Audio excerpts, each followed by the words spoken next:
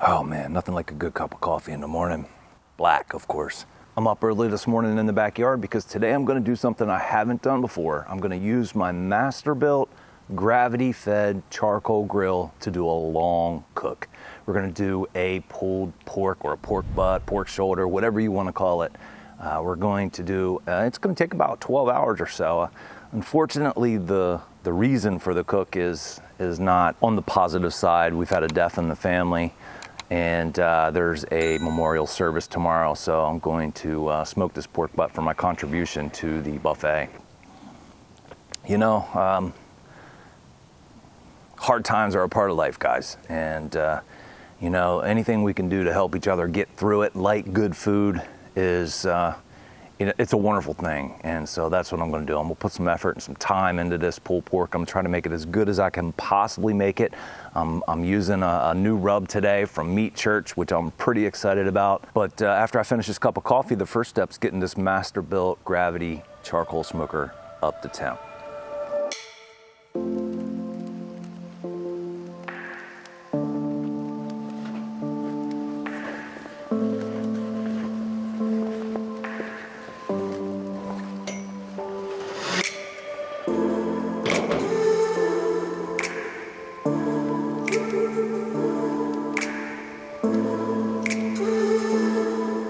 So right here is where we stick our fire starter, and what that's going to do is it's going to catch the charcoal that's in the bin.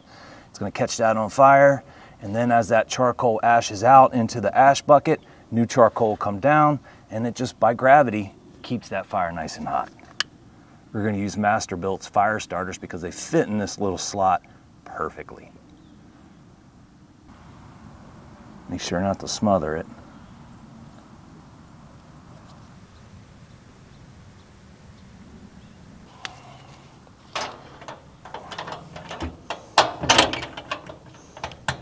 And the way that we're going to get the Masterbuilt 1050 up to temp is by hitting the power button on the control panel. You can also use the app on your phone, but since I'm right here, I'll use the control panel. Hit the temperature button. We're going to take it up to 250. Hit the time button, and I like to just run this 2, 3, 4 hours more than what I'm expecting. After you go through and make sure all the doors and latches are closed and the dead man switches are depressed, the fan will come on and start blowing air into the charcoal chamber, bringing the Masterbuilt up to temp. $2.50 a pound. We got 8.5 pounds. Great thing about a pork butt is it's very, very, very easy. It's got so much fat and marbling in it, we don't need to inject it or anything. We just need to get some rub on it and get it on the pit.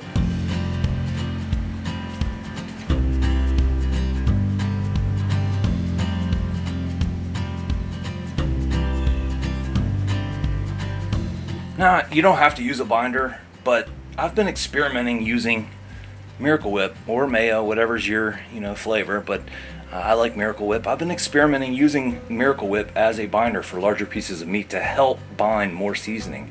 And I'm finding good results. You don't really have any leftover flavors, and it allows me to get, it's just a fat. It's just like any other fat, oils or whatever, and it works perfectly for this. Just rub it in.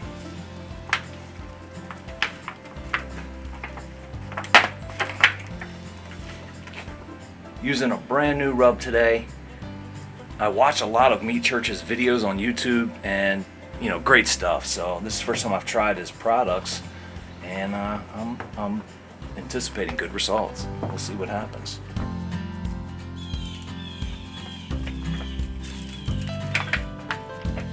Do the sides and the fat cap first.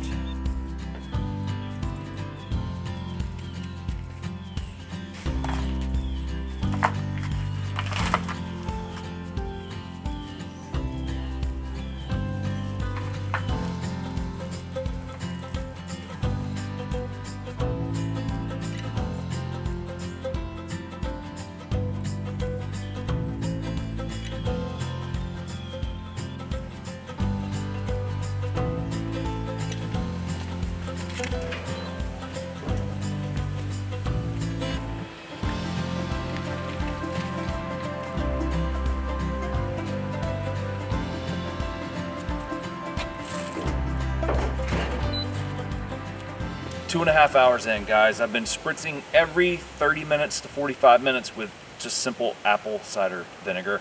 I'm gonna go ahead and hit it again. Right now I'm just looking for color. And when I say color, I mean, you know, the bark. I'm looking to have a nice, pretty bark that's basically done. It's not gonna do a whole lot after I wrap it. So once I get that perfect color, I will go ahead and put it back in the tin pan and wrap it up tight. Put some goodies in there with it to help make sure we get the best flavor possible. I'll come back to you when we do that. For now, I'm just keeping the temps at 250 and spritzing every 45 minutes.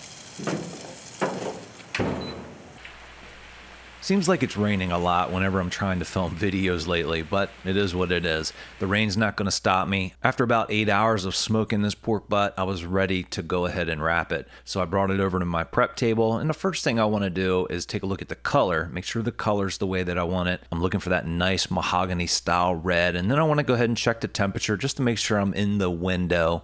And somewhere between 145 and 170 is about where you want to be as far as wrapping. Typically, that's when the color is going to be the best. A little lower temperature, a little lighter color, a little higher temperature, a little darker color. So what I'm going to use is I'm going to use 2 sticks of unsalted butter, and it's important to use unsalted butter because the rub already has a lot of salt in it.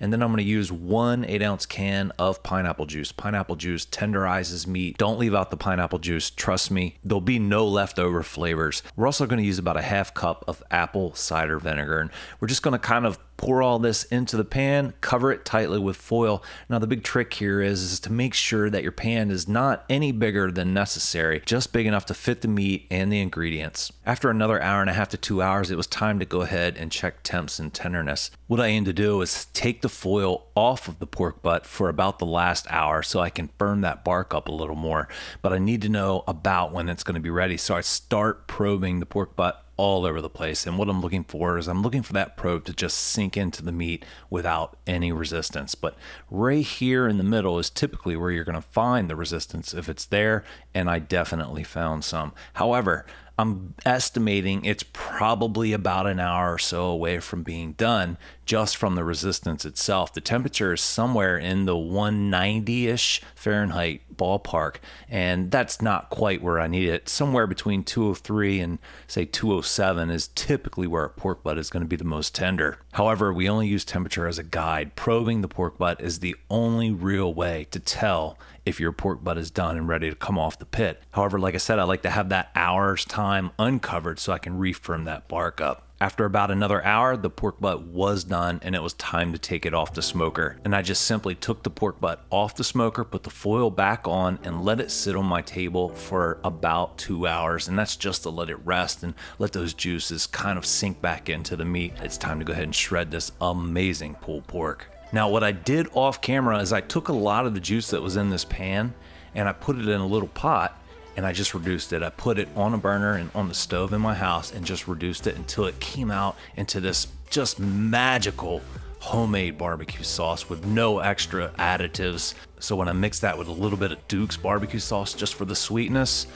oh my gosh, I can't tell you how good this stuff was. I mean, you had those little pieces of bark, you had the smokiness from the pit, you had all this wonderful natural flavor just exploding, and it turned out really well. Although I couldn't take the pain away from death, I was able to put some smiles on people's faces and lift their spirits a little bit by making sure their belly was happy. I hope you guys enjoyed this video. Do me a favor, share it with a family member, a friend. It would help me grow the channel and I greatly appreciate it.